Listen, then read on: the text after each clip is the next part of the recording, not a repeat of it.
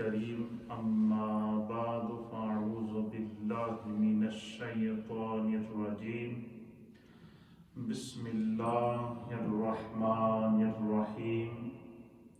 وإن ربك لذو مغفرة للناس على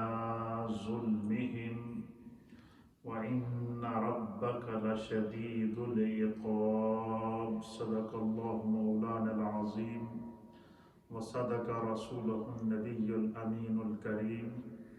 الصلاة والسلام عليك يا سيدي يا رسول الله وعلى آلك وأصحابك يا سيدي يا حبيب الله الصلاة والسلام عليك يا سيدي يا رسول الله وعلى آلك وأصحابك يا سيدي يا رحمة للعالمين. السلام علیکم سامعین و ناظرین. نیو مدینہ مسجد بولٹن سے ہماری ہفتہ وار مجلس ذکر و دعا اور درس و تدریس کا یہ سلسلہ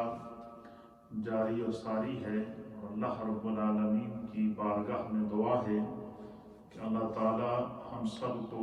دین حق سے وابستہ رہنے اور دینی تعلیمات کو حاصل کر کے اس پر عمل کی توفیق عطا فرمائے. شعبان المعظم کے بابرکت مہینے کا یہ یوں سمجھ لیں کہ آخری عشرے کا آغاز ہونے والا ہے، اور اس کے بعد رمضان المبارک کے پر نور ساعتوں اور انعامات کے لمحات ہماری طرف بڑھ رہے ہیں. اس کے لیے ہم نے اپنے آپ کو فکری طور پر،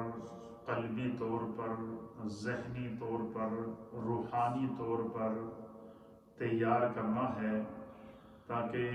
ہم گزشتہ رمضان المبارک میں جن آزمائشوں اور مشکلات سے پوری امت گزر رہی تھی، اللہ کی بارگاہ میں دعا کریں کہ اللہ تعالیٰ اس رمضان کو ہمارے لیے رحمت، کرم و شفا والا بنائے. یہ مغفرت کے دن ہیں، اللہ سے مانگنے کے دن ہیں، اللہ کی طرف رجوع کرنے کے دن ہیں. اور نبی اکرم صلی اللہ تعالیٰ علیہ وآلہ وسلم کی یہ سنت طاہرہ ہے کہ اس مہینے میں میرے آقا رمضان کے لیے عبادت کا مزاج بناتے تھے، رمضان کے لیے تلاوت کے قرآن کا مزاج بناتے تھے، اور رمضان المبارک کے لیے جو ہے وہ توبہ اور استغفار کے ساتھ ساتھ محبتوں بڑے لمحات سے اس کو جو ہے وہ اس کی تیاری کیا کرتے تھے.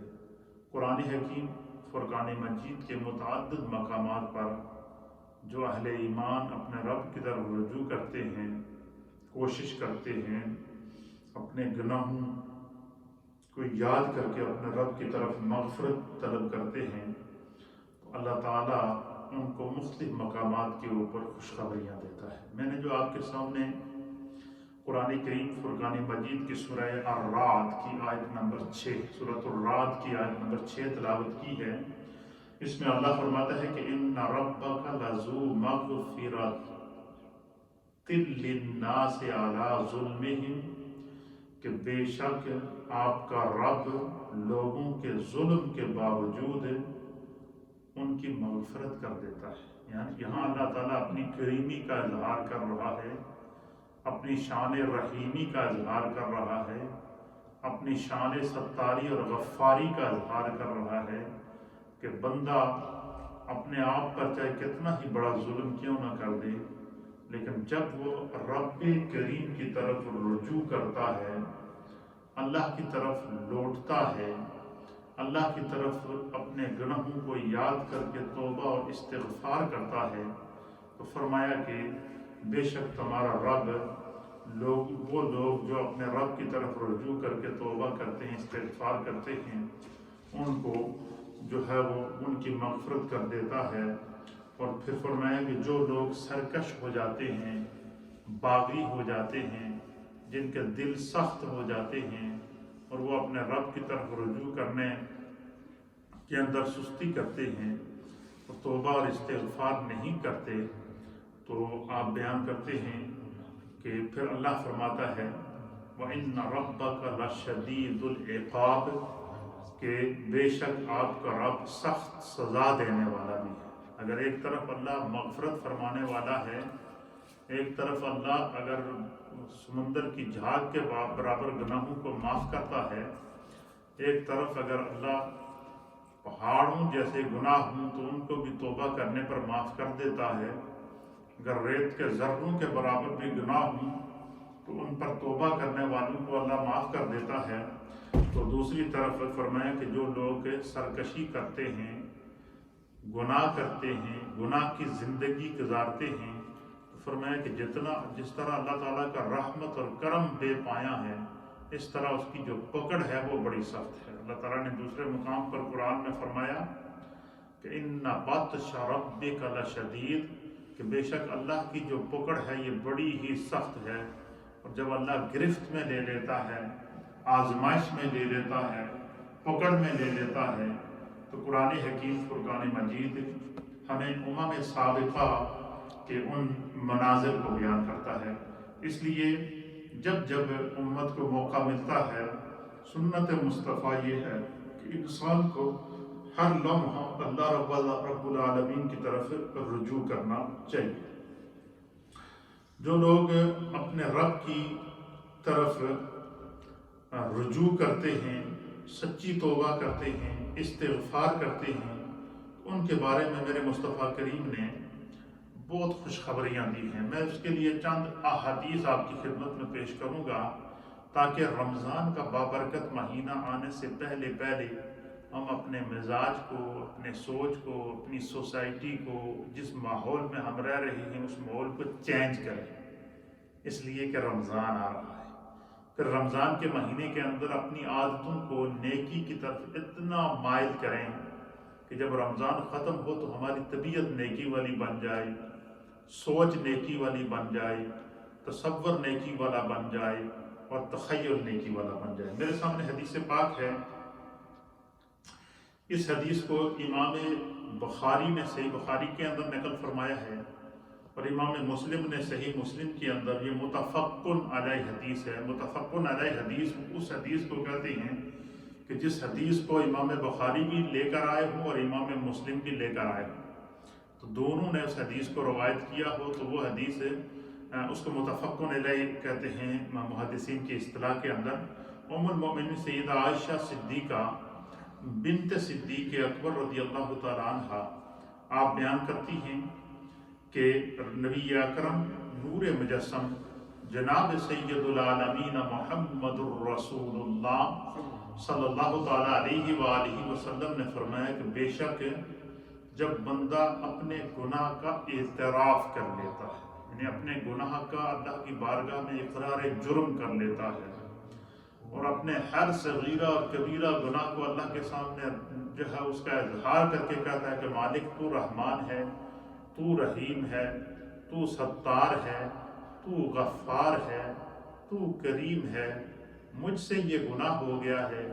میں اس گناہ کا اقرار بھی کرتا ہوں، اعتراف بھی کرتا ہوں اور تیری طرف جو ہے وہ میں رجوع کرتا ہوں، تو مجھ پر کرم فرما۔ تو نبی اکرم صلی اللہ تعالیٰ علیہ وآلہ وسلم نے فرمایا کہ جب بندہ اپنے گناہ کا اعتراف کرتا ہے اور پھر کیا کرتا ہے، سچی توبہ کرتا ہے، وَتُوبُوا إِلَى اللَّهِ تَوْبَةً نَصُوحًا، کہ پھر وہ سچی توبہ کرتا ہے اس گناہ کے اوپر۔ اور توبہ کیا ہوتی ہے؟ توبہ یہ ہے کہ بندہ جس گناہ کا اقرار کرنے کے بعد، توبہ کرنے کے بعد، مغفرت طلب کرنے کے بعد جب بندہ یہ ارادہ کر لے کہ اس دفعہ اگر یہ میرا گناہ معاف ہو جاتا ہے تو انشاءاللہ میں اپنے رب سے سچا وعدہ کرتا ہوں اور سچی توبہ کرتا ہوں کہ دوبارہ میری زندگی میں مجھ سے اس گناہ کا صدور نہ ہوگا، دوبارہ میری زندگی میں یہ گناہ مجھ سے دوبارہ نہیں ہوگا اور وہ پوری زندگی اس پر قائم رہے۔ تو فرمایا اس کا یہ عمل اللہ کو بھی بڑا پسند ہے اور اللہ کے رسول کو بھی بڑا پسند ہے۔ نبی پاک صلی اللہ علیہ وسلم نے فرمایا کہ جب بندہ گناہ کا اعتراف کر لیتا ہے پھر سچی توبہ کر لیتا ہے تو اللہ سبحانہ و تعالیٰ اتنا کریم ہے، اتنا کریم ہے، اتنا کریم ہے، فرمایا اس کے گناہ اگر پہاڑوں کے برابر بھی ہوں تو اللہ معاف کر دیتا ہے، اس کے گناہ اگر سمندر کی جھاگ کے برابر ہوں تو اللہ معاف کر دیتا ہے، اور اس کے گناہ اگر ریت کے ذروں کے برابر ہوں تو اللہ رب العالمین اس کو معاف کر لیتا ہے۔ تو اس حدیث سے ہمیں کیا سبق ملا کہ گناہ کتنا ہی بڑا کیوں نہ ہو، ایک دفعہ اقرار جرم کر کے، اعتراف گناہ کر کے، اپنے نبی کا وسیلہ اللہ کی بارگاہ میں پیش کر کے سچی توبہ کریں اور دوبارہ زندگی میں وہ گناہ کرنے کا ارادہ نہ کریں تو جتنا بھی بڑا گناہ ہوگا اللہ معاف کر دے گا۔ دوسری حدیث ہے، اس حدیث کو امام ترمذی نے سنن ترمذی کے 3559 نمبر پہ نقل کیا ہے، اور امام ابو داؤد نے بھی اس حدیث کو نقل کیا ہے 1514 نمبر کے اوپر، اور اسی طریقے سے الجامع المسانید والسنن اور مسند ابی بکر اور دیگر محدثین نے بھی اس حدیث کو بڑی تواتر کے ساتھ نقل فرمایا ہے، اور یہ حدیث حضرت ابن عباس رضی اللہ تعالی عنہ سے روایت ہے کہ رسول اللہ صلی اللہ تعالی علیہ وآلہ وسلم نے فرمایا کہ جس شخص نے توبہ کرنے کو لازم کر لیا، یہ بڑی اہم حدیث ہے، ایمان افروز حدیث ہے، جتنے مائیں بہنیں بزرگ نوجوان مجھے سوشل میڈیا کے ذریعے سن رہے ہیں کہ جب انسان سچی توبہ کرتا ہے تو اللہ اس پر کس طرح کرم کرتا ہے، اس حدیث کو آپ سنیں گے، خدا اس پر کس طرح رحمت فرماتا ہے، اللہ تعالیٰ اس کے لیے کیسے بند راہیں کھول دیتا ہے، اور جتنی ہماری زندگی میں مشکلات آتی ہیں، مصائب آتے ہیں، دکھ آتے ہیں، تکالیف آتی ہیں، آزمائشیں آتی ہیں، تو قرآن کریم فرقان مجید میں اللہ فرماتا ہے کہ اللہ تعالیٰ تو کسی پر ظلم نہیں کرتا، یہ بندے کے اپنے ہاتھوں کے کیے ہوئے وہ کارنامے ہیں جس کی وجہ سے اس کو آزمائش میں آنا پڑا، اپنے ہاتھوں سے کیے ہوئے وہ گناہ ہیں کہ جو اس کے سامنے جو ہے وہ آزمائش بن کے کھڑے ہو گئے ہیں۔ تو اس حدیث کے اندر حضرت ابن عباس رضی اللہ تعالیٰ عنہ بیان کرتی ہے کہ نبی اکرم صلی اللہ تعالیٰ علیہ وآلہ وسلم نے فرمایا کہ جس شخص نے توبہ کرنے کو اپنے اوپر لازم کر لیا، یعنی چلتے پھرتے اٹھتے بیٹھتے اس کا ایک ہی وظیفہ ہے، استغفر اللہ ربی من کل ذنب واتوب الیہ، استغفر اللہ ربی من کل ذنب واتوب الیہ، استغفر اللہ ربی من کل ذنب واتوب الیہ، یعنی توبہ کرنے کو اپنے اوپر اس نے لازم کر لیا، تو فرمایا کہ اللہ تعالیٰ کو انسان کی یہ ادا بڑی پسند ہے کہ جب انسان اللہ کے سامنے نادم ہو جاتا ہے، شرمندہ ہو جاتا ہے، اپنے گناہ کا اعتراف کر لیتا ہے، اپنے گناہ سے سچی توبہ کر لیتا ہے، اپنے رب کی طرف رجوع کر لیتا ہے، اپنے آپ کو اللہ کی بارگاہ میں سلنڈر کر دیتا ہے اور رب کے حوالے کر دیتا ہے کہ بارے الہ میں نے اپنی طرف سے اس گناہ کی توبہ کر لی اور ساری زندگی میری زبان پر استغفر اللہ کا یہ ورد ہمیشہ جاری رہے گا، تیری رحمت سے امید ہے کہ تو ہمیں معاف کرے گا، ہمارے گناہوں پر پردہ ڈالے گا۔ تو فرمایا کہ سچی توبہ کرنے سے استغفار کرنے والے کو اللہ بڑا پسند کرتا ہے۔ نبی پاک فرماتے دیکھیں گناہگار کہتے ہیں کہ گناہ سے نفرت کرو، گناہگار سے نفرت نہ کرو۔ حضرت شیخ سعدی رحمۃ اللہ علیہ نے بھی اس طرف اشارہ دیا ہے، اور حضرت مولانا روم رحمۃ اللہ علیہ نے بھی اس طرف اشارہ دیا ہے کہ گناہ سے نفرت کرو، گناہگار سے نفرت نہ کرو۔ گناہگار کو جب بھی احساس ہے گناہ ہو جائے اور گناہگار جب اپنے گناہ سے سچی توبہ کر بیٹھے تو فرمایا کہ جب وہ اپنی اس توبہ پر قائم رہے، اللہ رب العالمین کو اس کا یہ انداز بہت پسند ہے۔ ایک روایت کے مطابق اللہ تعالیٰ فرشتوں کے سامنے اظہار کرتا ہے، کیا میرے فرشتوں تم تو کہتے تھے کہ یہ بندہ زمین میں خون ریزی کرے گا، یہ بندہ زمین کے اندر فساد برپا کرے گا، یہ بندہ زمین کے اندر جو ہے وہ طرح طرح کی جو ہے مشکلات اور فساد کو برپا کرے گا، تو تم نے میرے بندوں کا فساد تو دیکھ لیا، خون ریزی تو دیکھ لی، آؤ ذرا میں تمہیں آج اپنے بندوں کی عاجزی دکھاتا ہوں۔ اور جب بندہ توبہ اس وقت کرتا ہے جب اس کے اندر عاجزی آ جاتی ہے، جب اس کے اندر سے میں ختم ہو جاتی ہے، جب اس کے اندر سے تکبر ختم ہو جاتا ہے، جب اس کے اندر سے جو بری سوچیں ختم ہو جاتی ہیں، بری سوسائٹی سے وہ رجوع کر لیتا ہے، تو پھر کیا ہوتا ہے؟ حضور علیہ السلام نے فرمایا کہ جس شخص نے توبہ کرنے کو اپنے اوپر لازم کر لیا، اس لیے فرمایا کہ چلتے پھرتے اٹھتے بیٹھتے استغفار کا وظیفہ ضرور کرنا چاہیے۔ اور میں ایک روایت کے مطابق حضرت امام حسن بصری رضی اللہ تعالیٰ عنہ عظیم ولی کامل آپ فرماتے ہیں کہ میرا یہ تجربہ ہے، ایک ولی اللہ اپنے تجربے کو بیان کرتا ہے اور فرماتے ہیں میرا یہ مشاہدہ ہے۔ حضرت حسن بصری کہتے ہیں کہ کسی بھی انسان کو دنیا کی کوئی بھی پرابلم ہو، کوئی بھی پریشانی ہو، کسی بھی آزمائش میں ہو، چاہے وہ رزق کی تنگی کی صورت میں ہو، چاہے وہ مشکلات کی صورت میں ہو، چاہے وہ گھریلو اور خاندانی پریشانیوں کی صورت میں ہو، چاہے وہ اولاد اور امجاد کی صورت میں ہو، یا کسی بھی قسم کی کوئی آزمائش ہو بندے کو، فرمایا کہ اگر بندہ یہ چاہے کہ اس کی آزمائش دور ہو جائے، فرمایا کہ وہ کم از کم بھی 11 دن تک تواتر کے ساتھ نیت کر کے کہ میرا یہ مسئلہ حل ہو جائے، میری اس مشکل کو اللہ ٹال دے، اور نیت کے ساتھ وہ 11 دن تک جب بھی پڑھے 111 مرتبہ استغفر اللہ ربی من کل ذنب واتوب الیہ ایک مجلس کے اندر، یعنی جب بھی کوئی مشکل ہو اس مشکل کی کو ذہن میں رکھ کے اللہ کی بارگاہ میں نیت کر کے بھی یہ کلمہ استغفار پڑھے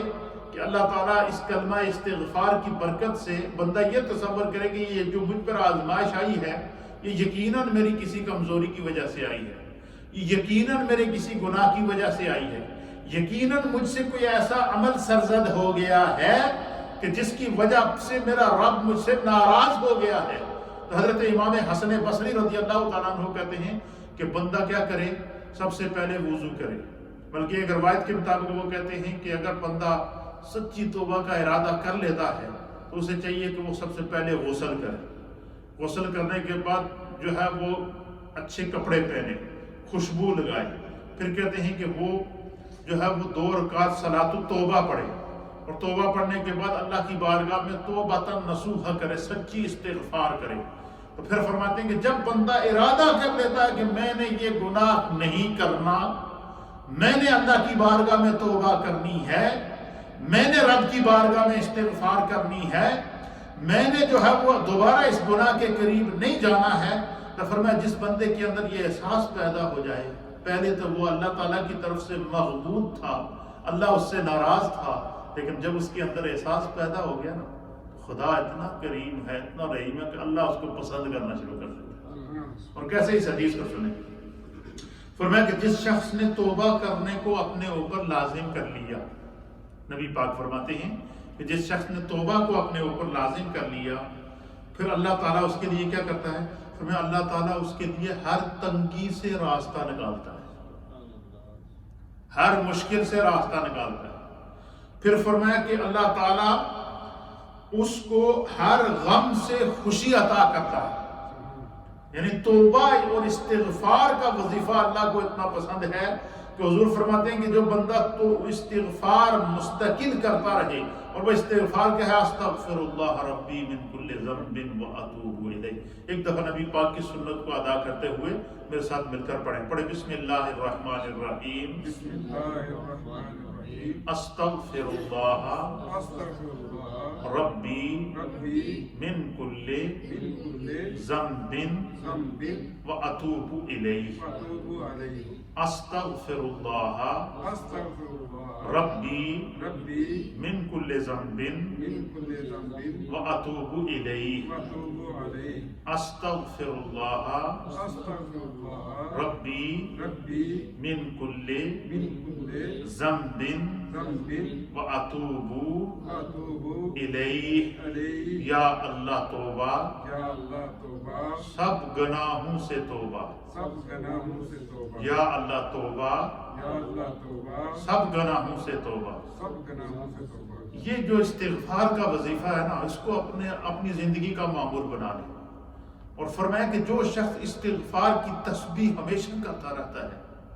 اور جب بھی پڑھیں امام حسن بصری کہتے ہیں کہ 111 دفعہ ضرور پڑھیں، یعنی ایک مجلس میں جب بھی آپ نیت کر لیں کہ میں نے یہ استغفار کی تسبیح کرنی ہے، وہ 111 دفعہ اس کو پڑھیں. اور کیا پڑھیں؟ استغفر اللہ ربی من کل ذنب واتوب الیہ. بڑا آسان سا جو وظیفہ ہے. تو نبی پاک فرماتے ہیں کہ جو شخص استغفار کو اور توبہ کو اپنے اوپر لازم کر لیتا ہے اور اپنی زبان کو کلمہ استغفار سے تر کر لیتا ہے، چلتے پھرتے اٹھتے بیٹھتے سوتے جاگتے خلوت میں جلوت میں اجتماع میں، بس اس کی زبان پر کلمہ استغفار جاری ہو جاتا ہے اور دل میں یہ نیت ہے کہ میں بڑا گناہگار ہوں، میرا رب مجھے بخش دے اور میرے گناہوں کو بخش دے اور میری زندگی میں یہ جتنی آزمائشیں اللہ دور کر دے. تو نبی پاک کیا فرماتے ہیں؟ حضرت ابن عباس کہتے ہیں کہ حضور نے فرمایا کہ پھر اللہ تعالیٰ کو جو بندہ اپنے اوپر اس طرح استغفار کو اور توبہ کو لازم کر لیتا ہے، اللہ تعالیٰ کو اس کا یہ عمل بڑا محبوب ہوتا ہے. سب سے پہلا انعام اللہ تعالیٰ اس کو استغفار کا کیا عطا کرتا ہے کہ اللہ تعالیٰ ہر تنگی سے اس کے لیے راستہ نکال دیتا ہے. ہر تنگی سے راستہ نکالنے کا مطلب کہ زندگی لیے جتنی رکاوٹیں ہیں اللہ دور کر دیتا ہے. اب مجھے بتائیں ہم میں سے کون شخص ہے جس کی زندگی میں رکاوٹیں نہیں ہیں؟ کون شخص ہے جو گھروں کے اندر پریشانیاں، بچوں کی پریشانیاں، معاملات کی پریشانیاں، خاندان کی پریشانیاں، جابوں کی پریشانیاں، ہر وقت الجھا رہتا ہے انسان.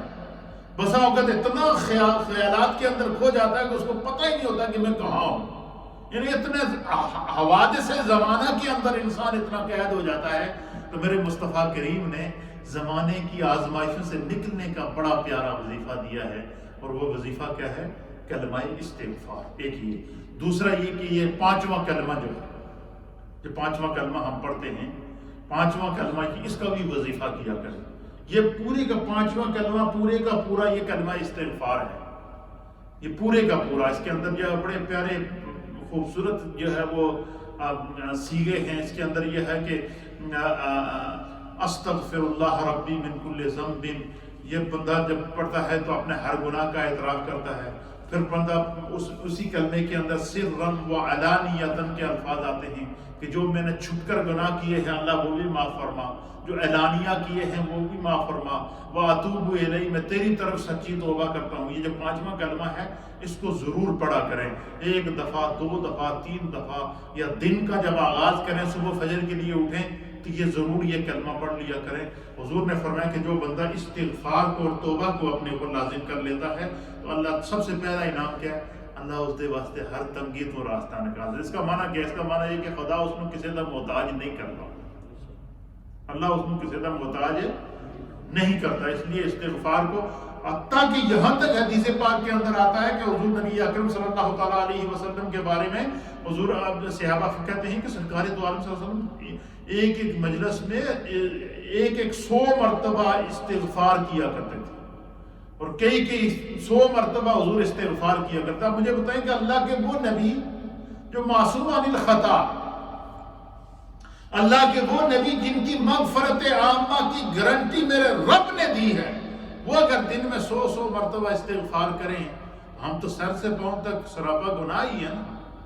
ہم نے بڑے بڑے گناہ کیے ہوئے ہیں، ہم گناہوں میں ڈوبے ہوئے ہیں. تو حضور نے فرمایا کہ جو شخص توبہ کو لازم کرتا ہے تو پہلا انعام اسے کیا ملتا ہے کہ اللہ اسے ہر تنگی سے کیا کرتا ہے؟ آسان کر دیتا ہے. اور دوسرا انعام اللہ اسے استغفار کی دوسری برکت اسے کیا نصیب ہوتی ہے؟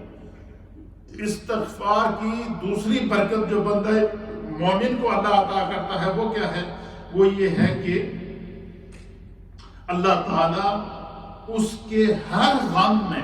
جو بھی انسان کو غم ہو، دکھ ہو، تکلیف ہو، پریشانی ہو، جس غم میں وہ مبتلا ہو، اگر بندہ استغفار کرتا رہے تو اللہ تعالیٰ اسی کے غم میں سے اس کے لیے راحت قلب نکالے گا. اسی کے غم میں سے جو اللہ خوشی کا سامان اس کے لیے پیدا کر دے گا، اس کا وہ اس کے غم کو بھلا دے گا، اللہ اس کے لیے جو ہے وہ راحت پیدا کر دے گا. تو فرمایا کہ ہر غم سے اللہ اس کے لیے خوشی نکال دے گا. اللہ،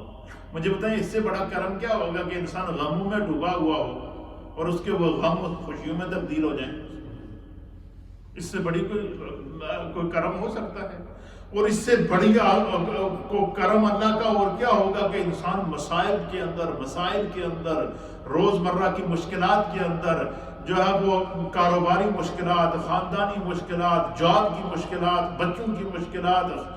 طرح طرح کی مشکلات کے اندر بندہ پھنسا ہوا ہو تو اللہ تعالیٰ اس کی مشکل کو اس کی آسانی میں تبدیل کر دے، اس سے بڑا بھی کرم بھی ہو سکتا ہے۔ حضور نے فرمایا کہ ایسا ہوتا ہے کیا جب بندہ کثرت سے استغفار کرتا ہے۔ فرمایا جب استغفار کرتا ہے تو اللہ اس کے لیے تنگی سے آسانی کا راستہ نکالتا ہے، اور جب بندہ استغفار کو اپنی زبان پر لے آتا ہے تو کیا کہتا ہے اللہ تعالیٰ ہر غم سے اس کے لیے خوشی نکال دیتا ہے۔ اور جو تیسرا انعام دیتا ہے، دیکھیں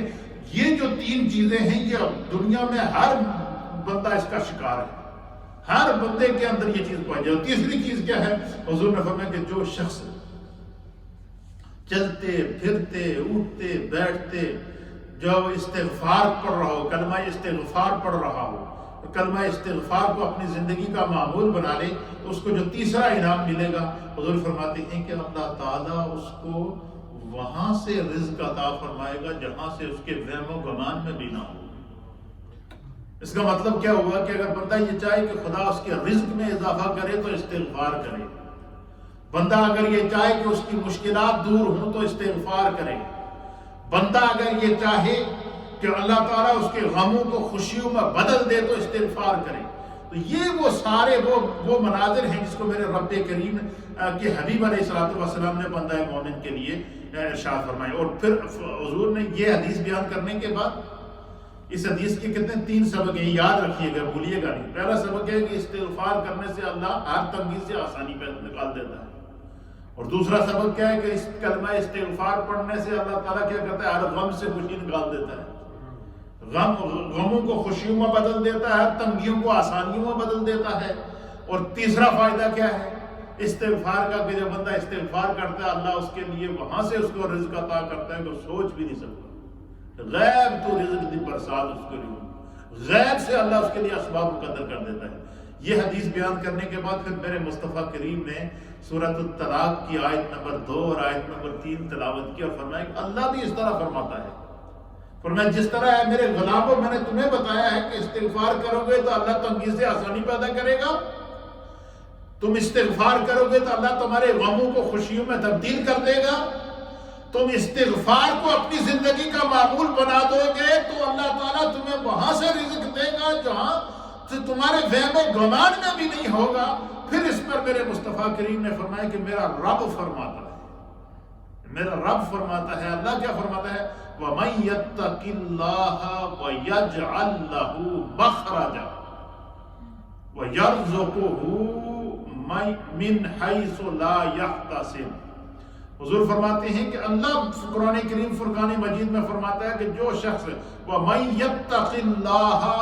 جو شخص اللہ سے ڈرتا ہے، ذرا جو استغفار وہی کرتا ہے جس کے دل میں خوف خدا ہو، جس کا دل سخت ہو جائے اس کے دل کے اندر گناہ اور نیکی کی تمیز ختم ہو جاتی ہے، وہ سنگ دل ہو جاتا ہے، وہ اللہ کی رحمت سے محروم ہو جاتا ہے۔ اس لیے فرمایا کہ جو شخص استغفار کو لازم کر لیتا ہے، فرمایا کہ وَمَن يَتَّقِ اللَّهَ، جو جس شخص نے تقوی اختیار کیا ہے، جو اللہ سے ڈرتا رہا، جو اللہ سے ڈرتا ہے، وہ کیا ہوتا ہے؟ یجعل لہ مخرجا، اللہ اس کے لیے کیا مشکل سے آسانی پیدا کر۔ یہ قرآن میں اللہ فرماتا ہے سورۃ الطلاق کی آیت نمبر 3 آیت نمبر 2، اللہ فرماتا ہے سورۃ الطلاق کی آیت نمبر 2 کہ وَمَن يَتَّقِ اللَّهَ، کہ جو اللہ سے ڈرتا ہے، وَيَجْعَل لَّهُ مَخْرَجًا، اللہ اس کے لیے کیا کر دیتا ہے؟ مشکل سے نکلنے کا راستہ بنا دیتا ہے۔ تو آج ہم مشکل میں پڑے ہیں، آج ہم دوسروں کو کہتے ہیں تو ہمارے لیے دعا کر، فلانے کو کہتے ہیں آپ ہمارے لیے دعا کریں۔ دعا کرانی چاہیے، بہت اچھی بات ہے، لیکن اگر بندہ چاہے کہ حقیقی طور پر میری ساری مشکلیں آسان ہو جائیں تو اس کا حل کیا ہے؟ دل میں خوف خدا پیدا کرے، دل میں تقوی کا نور پیدا کرے، زبان کو استغفار سے تر رکھیں، کلمہ استغفار کو اپنا وظیفہ بنائیں، اپنے ظاہری گناہوں کو بھی اپنے سامنے رکھیں، اپنے مخفی گناہوں کو بھی اپنے سامنے رکھیں، اپنے اعلانیہ گناہوں کو بھی اپنے سامنے رکھیں، اپنے پوشیدہ گناہوں کو بھی اپنے سامنے رکھیں، اپنے صغیرہ گناہوں کو بھی اپنے سامنے رکھیں اور اپنے کبیرہ گناہوں کو بھی اپنے سامنے رکھیں، اور اپنے ہر گناہ کا رب کی بارگاہ میں اقرار کر کے جب بندہ استغفار کرتا ہے تو حضور نے فرمایا کہ پھر کیا ہوتا ہے، اللہ تعالیٰ اس کے لیے جو ہے وہ مشکل سے راستہ آسانی کا نکال دیتا ہے، غم سے اس کے لیے اس کے غموں کو خوشیوں میں بدل دیتا ہے، اس کو غیب سے رزق عطا فرماتا ہے، اور جس کے دل کے اندر خوف خدا ہوتا ہے وَيَجْعَلْ لَهُ مَخْرَجًا، اللہ اس کے لیے جو ہے مشکل سے راستہ نکال دیتا ہے۔ پھر فرمایا وَيَرْزُقُهُ، اللہ تعالیٰ اس شخص کو جو استغفار کرتا ہے، توبہ کرتا ہے، خدا سے ڈرتا ہے،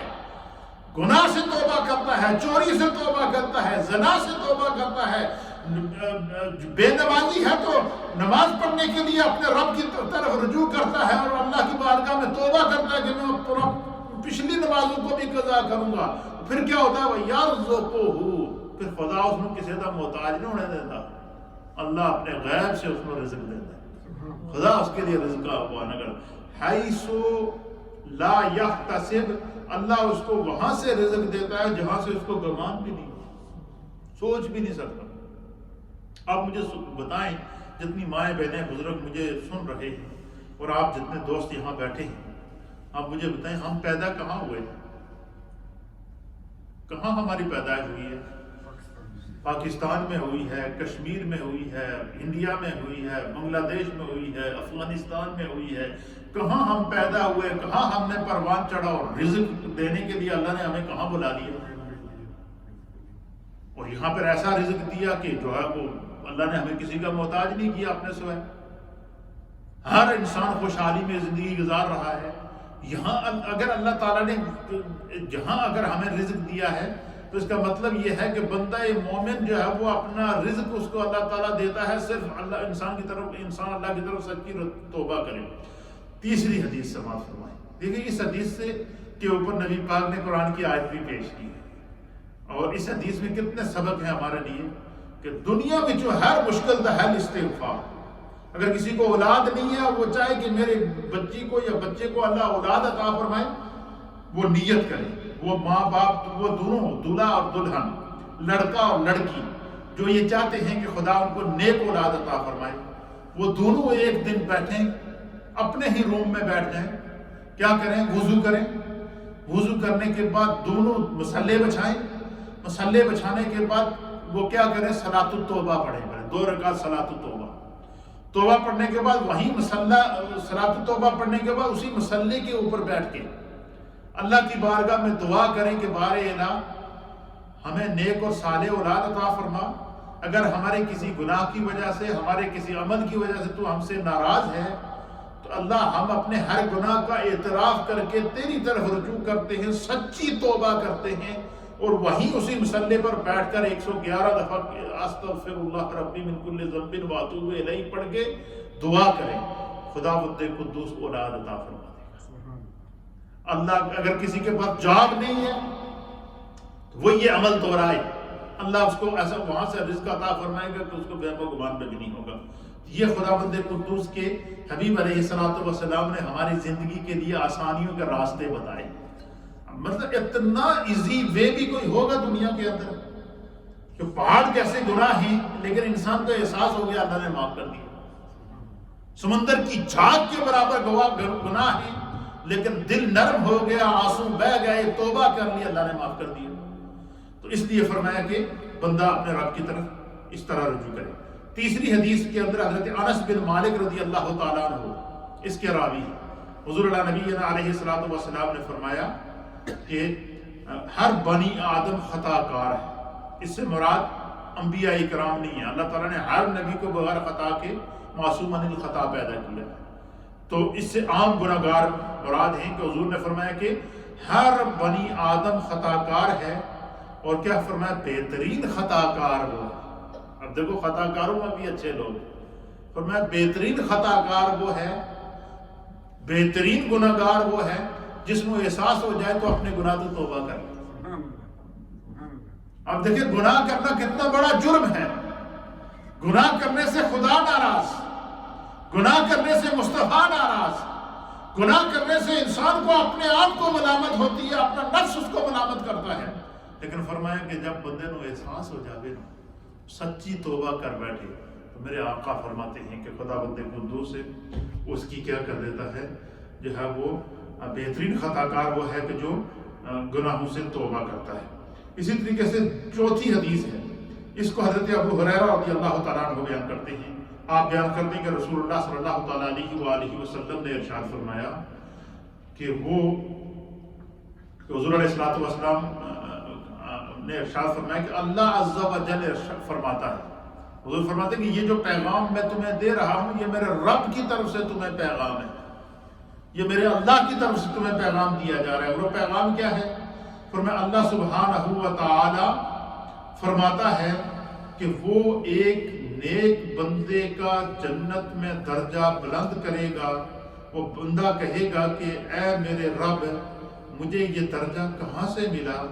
تو اللہ تعالیٰ اس سے فرمائے گا کہ تیرے بیٹے نے دنیا میں تیرے لیے استغفار کیا. اس حدیث میں ہمارے لیے دو سبق ہیں. پہلا سبق کیا ہے کہ وہی بیٹا اپنے ماں باپ کے لیے استغفار کرے گا جس کو ہم نے استغفار کرنا سکھایا ہوگا. وہی بیٹا یا وہی بیٹی اپنے ماں باپ کے لیے دعا کرے گی جس کو ہم نے دعا کرنا سکھایا ہوگا. وہی بیٹا اور وہی بیٹی جو ہے وہ اپنے ماں باپ کے لیے دنیا سے جانے کے بعد دعا کرے گی کہ جن کو ہم نے یہ عادت ڈالی ہوگی. اس حدیث میں ہمارے لیے جہاں اور سبق ہے وہ یہ ہے کہ اپنے جب بندہ ماں باپ مسلے پہ بیٹھے استغفار کریں، تلاوت کریں، نماز پڑھیں تو کیا کریں؟ فرمایا کہ وہ ساتھ میں بچوں کو ترغیب دیں، دعائیں بچوں کو سکھائیں، بچوں کو سکھائیں دعائیں. آپ یقین کریں کہ مجھے جتنی دعائیں مجھے یاد ہیں نا یہ ساری وہ دعائیں ہیں جو میری والدہ نے مجھے سکھائی ہیں، میرے والد نے مجھے سکھائی ہیں. یہ بچپن کی وہ دعائیں ہیں جو ذہن کے اندر نقش ہو جاتی ہیں. اس لیے کہتے ہیں کہ بچوں کی سب سے بہترین تربیت گاہ، سب سے پہلی درس گاہ ماں کی گود ہوتی ہے. اس لیے حضور نبی علیہ الصلوۃ والسلام نے فرمایا کہ کل مولود یولد الا علی الفطرہ، کہ ہر پیدا ہونے والا بچہ اللہ اسے فطرت اسلام پر پیدا کرتا ہے.